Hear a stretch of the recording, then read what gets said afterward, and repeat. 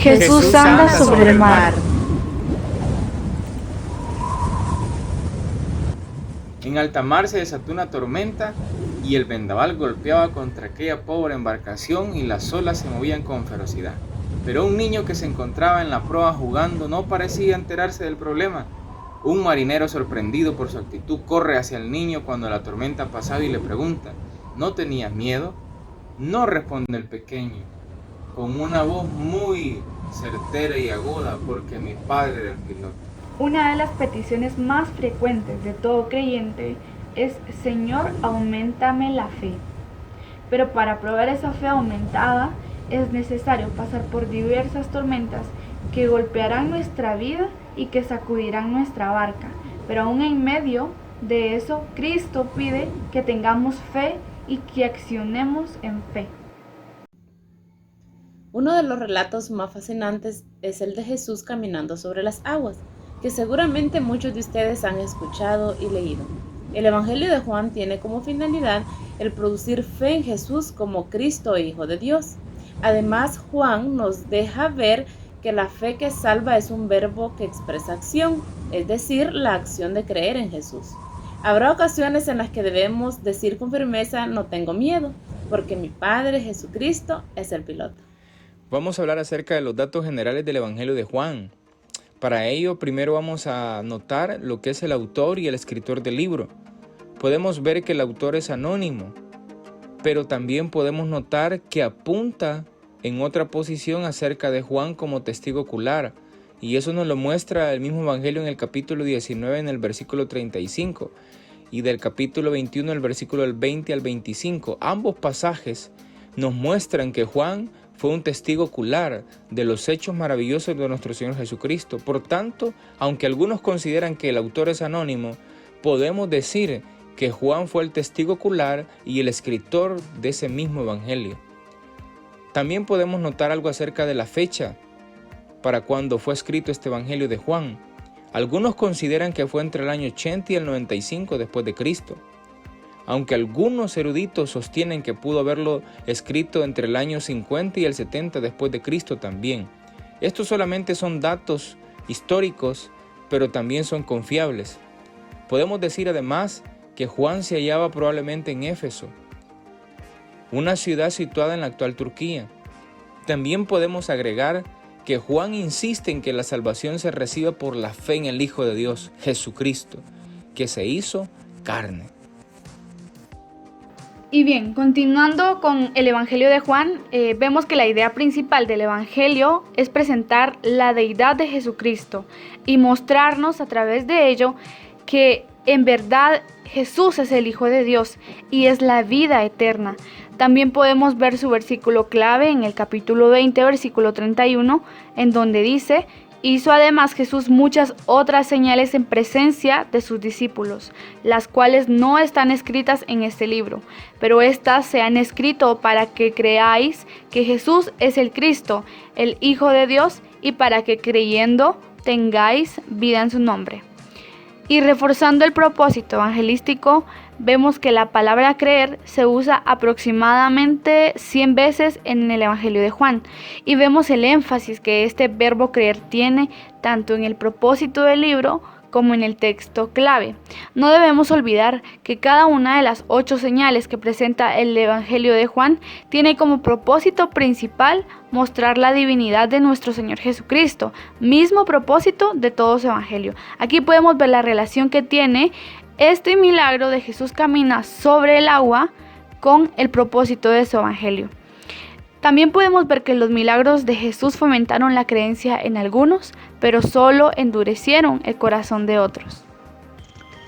Él organizó su evangelio alrededor de 8 señales o pruebas que esfuerzan la verdadera identidad de Jesús, llevando a la fe. La primera señal: el agua en vino. Segunda señal: la curación del hijo del noble. Tercera señal: curación de un paralítico. La cuarta señal: la alimentación de los 5,000. La quinta señal: Jesús camina sobre las aguas. Sexta señal: el ciego que recupera la vista. Séptima señal: la resurrección de Lázaro. Y la octava señal, la gran cantidad de peces.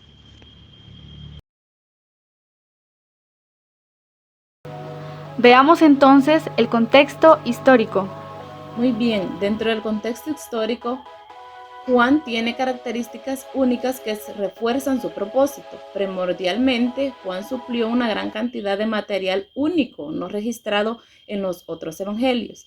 En segundo lugar, frecuentemente suplió información que ayuda a entender los acontecimientos en los sinópticos.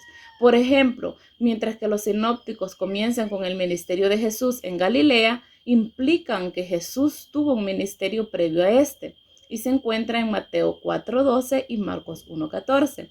Juan no dependió de los sinópticos para obtener información, sino más bien, bajo la inspiración del Espíritu Santo, utilizó su propia memoria como un testigo ocular al componer el Evangelio. Ahora veamos un poco del contexto cultural y religioso. El milagro de Jesús en el mar puede haber recordado a sus primeros lectores el cruce de Israel por el mar en el tiempo de Moisés. Esto lo vemos en nuestro milagro de Jesús camina sobre el agua. Las tormentas eran frecuentes en el lago de Galilea. Dado el rumbo que llevaban, probablemente ya habían avanzado la mitad de la distancia cuando fueron sorprendidos en medio de aquella tormenta. Y en medio de esa tormenta ellos tenían que tomar una decisión. Recordemos que allí iban varios expertos en pesca, varios expertos, y aún así estaban temerosos de lo que estaba sucediendo. Volver atrás ya no era una opción. Los barcos pesqueros en aquel tiempo estaban equipados con remos y la vela sería contraproducente en esta tormenta. Ahora bien, en el contexto religioso vemos que varios paganos obradores de milagros afirmaban que podían caminar sobre el agua, pero esto no era posible, sino que solamente Dios pudo y solamente Dios caminó sobre el agua. Por último, vamos a ver un poquito del contexto geográfico y de algunos datos arqueológicos. Quiero que observemos un poco acerca de los datos geográficos y arqueológicos que podemos encontrar cuando Jesús anduvo sobre el mar dentro del Evangelio de Juan. Para ello quiero que entendamos que el nombre de Mar de Galilea, su nombre geográfico significa círculo, y este es un lago de agua dulce. Sus montañas alrededor alcanzan una altura hasta 450 metros sobre el nivel del mar, a 1300 pies también sobre el nivel del mar. También podemos notar que al este se encuentran las montañas de Galaad, que alcanzan una altura de 1000 metros hasta 3300 pies sobre el nivel del mar. A continuación pueden ver una imagen hermosa del Mar de Galilea en tiempo actual. También podemos notar en la siguiente imagen que el Mar de Galilea es comparado como una pera. Para esto también podemos notar dentro de los datos arqueológicos que alrededor del Mar de Galilea se han descubierto todo tipo de utensilios de pesca del primer siglo y también de otras fechas que se pueden notar y a través de la historia. También para esto quiero que veamos algo muy impresionante, y es muy interesante poder notar que en el año 1986 los arqueólogos descubrieron un barco de pesca del primer siglo a las orillas del Mar de Galilea. Este tipo de barca pudo haber sido utilizado por nuestro Señor Jesucristo en aquella época. A continuación también podemos notar el Evangelio de Juan y un mapa que nos puede dar una panorámica. Recordemos que el mar de Tiberias, como lo menciona Juan, es la única porción en las escrituras donde se menciona de esa forma. Entonces debemos de notar que el mar de Tiberias que menciona Juan es el mismo mar de Galilea, es el mismo lago de Genesaret de agua dulce. Para esto debemos notar algo, que Juan difiere con los otros 3 evangelios sinópticos. Así que estos son unos pequeños datos geográficos y arqueológicos.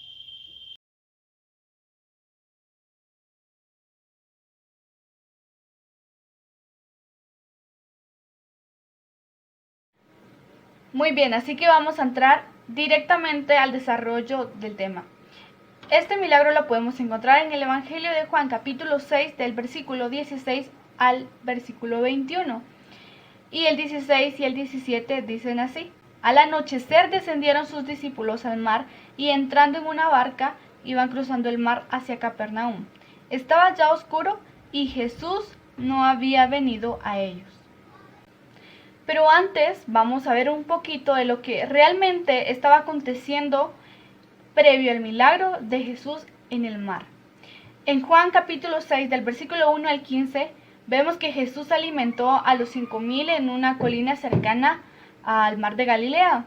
Después de la alimentación de los 5,000, Jesús hizo que sus discípulos cruzaran en un barco el mar de Galilea a Betsaida.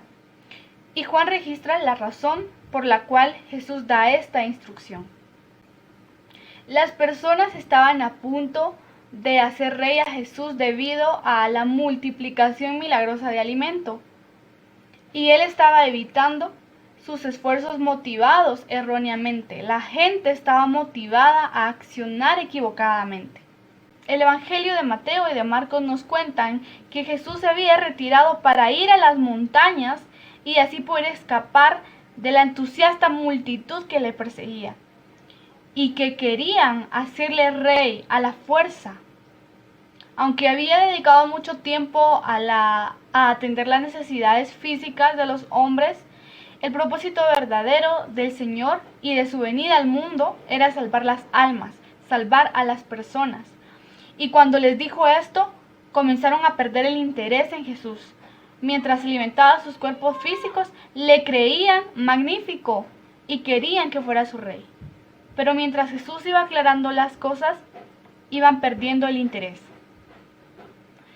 Esto es importante para poder entender el por qué Jesús envía a los 12 discípulos a una barca. Probablemente ante tanto alboroto, los discípulos también estaban sometidos a ese entusiasmo de que hagan rey a Jesús, pero no estaban entendiendo cómo eso iba en contra de la voluntad del Padre. Así que Jesús se aparta para ir con aquel que sí dicta cuál es su voluntad, con aquel que sí dicta cuáles son los tiempos correctos. Y pongámosle cuidado, vemos que esta es la segunda vez que los discípulos luchan con estar en una barca. En la primera ocasión, Jesús iba con ellos. Es en aquella ocasión en donde Jesús duerme y los discípulos le levantan y le dicen: Señor, Señor, ¿no ves que perecemos? Y entonces esta ocasión es diferente. Jesús ya no está allí con ellos. Él ya no está allí. Y esto nos lo dice el versículo 17, que ya había anochecido y aún Jesús no había llegado hacia ellos. Jesús quería intencionalmente llevarlos a otro nivel, en donde Él seguía en control, pero ellos no le veían. Jesús seguía ahí, pero ellos no le encontraban. El hecho de que sus discípulos se subieran a la barca, como lo vemos en el versículo 16, no fue idea propia de ellos, sino que fue una instrucción dada por Jesús mismo. No era raro para los discípulos, de hecho, muchos de ellos eran pescadores, expertos, tenían experiencia y no era algo nuevo. Y es por ello que ellos dicen que ya había oscurecido y Jesús no había llegado aún. Ahora bien, el versículo 18 dice: y se levantaba el mar con un gran viento que soplaba. Se puede ver cómo el versículo comienza con el conectivo y, el cual nos está mostrando la serie de acontecimientos que se están dando en este momento. Además, el verbo se levantaba está en imperfecto activo indicativo, el cual nos muestra que había un peligro creciente y a la vez progresivo. Debido a ese mar que se había levantado por ese viento repentino. Muchos escritores pues dicen de que en el mar de Galilea se levantan tormentas violentas de la nada, se pueden levantar rápidamente. Así quizás en nuestra vida se pueden levantar circunstancias que no las esperamos, circunstancias con las cuales sentimos que no podemos. Pero de algo tenemos que estar seguros, y es que Dios está con nosotros y nunca nos ha dejado y nunca nos dejará. Y por difíciles que sean, Él nos ayudará a poder obtener la victoria ante cualquier circunstancia. Ahora bien, el versículo 19 dice: cuando habían remado como 25 o 30 estadios, vieron a Jesús que andaba sobre el mar y se acercaba a la barca, y tuvieron miedo. Vemos cómo el versículo comienza con un conectivo de tiempo, el cual nos mostrará qué es lo que pasará, posteriormente a los acontecimientos relatados en los versículos anteriores. Además, dice de que habían avanzado de 25 a 30 estadios. Un estadio es equivalente a 180 metros, por lo cual se puede calcular que ellos habían avanzado alrededor de 5 a 6 kilómetros. Este es el momento en el cual ven a Jesús caminar sobre el mar y venir hacia la barca donde ellos iban.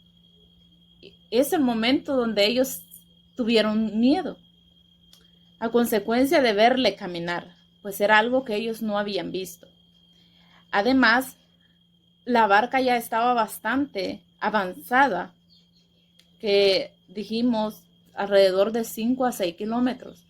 Eso los llevó a ellos a tener miedo de quién podría ser la persona que se acercaba a ellos. Esto nos muestra el momento preciso en el cual ellos pudieron contemplar el milagro de Jesús caminando sobre las aguas. Así nos puede pasar a nosotros muchas veces. Cuando estamos en los momentos más difíciles, donde ya no tenemos quizás opciones para nuestra vida, se presenta Jesús y llega a ayudarnos. Y quizás muchas veces dejamos de creer que Él puede hacerlo. Y cuando vemos obrar de una manera sobrenatural a nuestras vidas, dudamos, podríamos llegar a dudar que Él sea el que lo está haciendo. Pero siempre tenemos que tener presente que Dios está al pendiente de nosotros. Que aunque hayamos recorrido por circunstancias difíciles, Él está ahí, y en el momento que menos lo esperamos, en el momento que más lo necesitamos, Él llegará a nuestra ayuda. Ahora bien, para poder continuar con el desarrollo de la quinta señal del Evangelio de Juan, podemos observar el versículo 20, donde nuestro Señor Jesucristo les dijo: yo soy, no temáis. Para esto podemos notar que aún en medio de esta declaración de nuestro Señor Jesucristo, los discípulos se encontraban en medio de aquel mar de Galilea, conocido como mar de Tiberias o lago de Genezaret, y ahí se encontraban los discípulos en medio de su deber.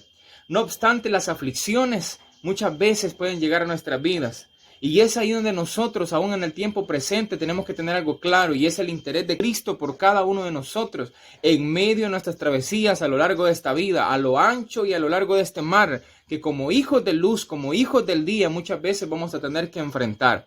Es ahí el punto donde los discípulos ven a Jesús caminar sobre las aguas hacia ellos. Y es aquí cuando nosotros podemos tener unas palabras de consuelo y de liberación y entender que esa ocasión de cuando Jesús anduvo sobre el mar, para nosotros puede ser una ocasión de esperanza, una ocasión de alivio. Para los discípulos fue una ocasión de temor. Mas Él les dijo: yo soy, no temáis. El miedo se había apoderado de ellos a causa de la tormenta. Y nada más fuerte para convencer a pecadores que la palabra: yo soy Jesús, al que tú persigues. Nada más fuerte también para consolar a los santos que las palabras que podemos declarar ahorita y decir: yo soy Jesús, al que amas. También podemos decir algo. Todos aquellos que hemos recibido a Jesucristo como nuestro Señor y Salvador, aún en la noche más oscura, en el viento más fuerte, aún así podemos nosotros consolarnos y aún así nosotros podemos tener algo claro, y es que estaremos en la orilla antes de que pase mucho tiempo. Esto tenemos que recordarlo en base a este versículo 20. Mas Él les dijo: yo soy, no temáis. Podemos también ahora notar el versículo 21. Entonces podemos notar en esta quinta señal del Evangelio de Juan el versículo 21, y la Escritura nos enseña lo que dice y lo podemos leer de la siguiente manera. Ellos entonces con gusto le recibieron en la barca, la cual llegó enseguida a la tierra donde iban. Aquí podemos notar algo importante. Dentro de esta travesía, al caminar Jesús sobre las aguas, reveló su soberanía y su autoridad sobre todo el universo. Y aquí podemos notar algo en este versículo 21, y es la palabra enseguida. En el original dice juteos. Esto significa que este adjetivo juteos nos da el derecho de decir que la acción fue realizada velozmente, rápidamente, directamente, de pronto. Eso nos muestra también algo, que esta palabra entonces está describiendo lo que ocurre ahora mismo en contraste con lo que ocurrió antes. Al Señor Jesucristo, al ingresar en la barca, enseguida la barca llegó a la tierra, al puerto seguro, al lugar donde ellos iban, al destino donde nuestro Señor Jesucristo pudo llevar seguro a cada uno de los discípulos. Entonces nosotros tenemos que entender algo. Dios tiene un propósito para cada uno de nosotros en medio de las travesías que en esta vida nos toque que enfrentar. Debemos estar seguros que Cristo va en la barca de cada uno de nosotros. Sigamos adelante confiando en Él, que Él nos llevará al puerto seguro. Al recordarlo, Juan descubrió maravillas que quiso compartir con nosotros. Número 1. Vio que Jesús vigila. En lo alto de la colina había estado vigilándolos. No estaba demasiado ocupado con Dios para acordarse de ellos. Juan se dio cuenta de que todo el tiempo que habían estado bregando con los remos y la vela, la mirada amorosa de Jesús había estado sobre ellos. Cuando nos encontramos en situaciones difíciles, Jesús vigila. No nos baja el listón. Nos deja pelear nuestras batallas, como un padre que ve a su hijo echar el resto en una contienda deportiva, está orgulloso de nosotros, o como un padre que ve a su hijo fracasar, está triste. Vivimos bajo la mirada cariñosa de Jesús. Número 2. Vio que Jesús viene. Bajó de la colina para animar a sus discípulos a hacer el esfuerzo final que los pondría a salvo. No nos observa con distante indiferencia. Cuando faltan las fuerzas, viene a darnos nuevas para el esfuerzo final que ha de lograr la victoria. Número 3. Vio que Jesús ayuda. Esto significa que nuestro Señor Jesús observa, acude y ayuda. Una de las maravillas de la vida cristiana es que nunca nos encontramos solos. Margaret relata una historia que había una maestra en la escuela de un pueblecillo que les había contado esta historia a los niños y se las habría contado muy bien. Pocos días después hubo una tempestad de viento y nieve. Cuando salieron de la escuela, la maestra estaba ayudando a los niños a llegar a sus casas. A veces tenía que llevarlos por las corrientes de aire. Cuando casi todos estaban agotados con la lucha, oyó a un chiquillo decir así: nos vendría bien tener a Jesús aquí ahora. Lo maravilloso es que no tenemos que echarle de menos en ninguna situación, porque Jesús siempre está con nosotros.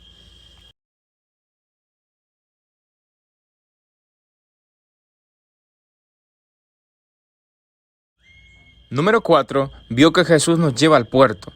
A Juan le parecía al recordar que, tan pronto como llegó Jesús, la quilla de la barca tocó tierra y había llegado a salvo. Como decía el salmista, luego se alegran porque se apaciguaron y así los guía al puerto que deseaban. Esto se encuentra en Salmo capítulo 107, versículo 30.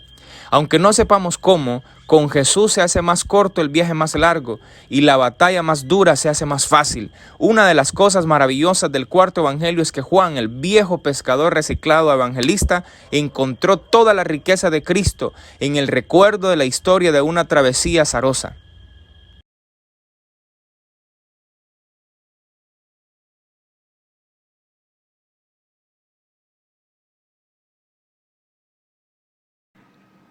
Finalmente, vemos que Él se da a conocer en las tormentas. Pareciera que los discípulos se estaban ahogando en su mundo natural porque no querían y no veían lo sobrenatural. El hecho de que estemos pasando por una tormenta no siempre quiere decir que nos hayamos salido de la voluntad de Dios, sino que recordemos que fue Jesús quien dio la instrucción de ir a la barca. Y Él se muestra en esa tormenta. Aún en los momentos difíciles, esos momentos se vuelven seguros en Él. Pero recordemos que nuestros esfuerzos humanos no llegan ni a la mitad del camino, así que debemos ver al Yo Soy, quien puede sacarnos de la tormenta inmediatamente, según su voluntad. Por último, podemos ver que aunque tan expertos que seamos en algo, siempre vamos a depender de Dios.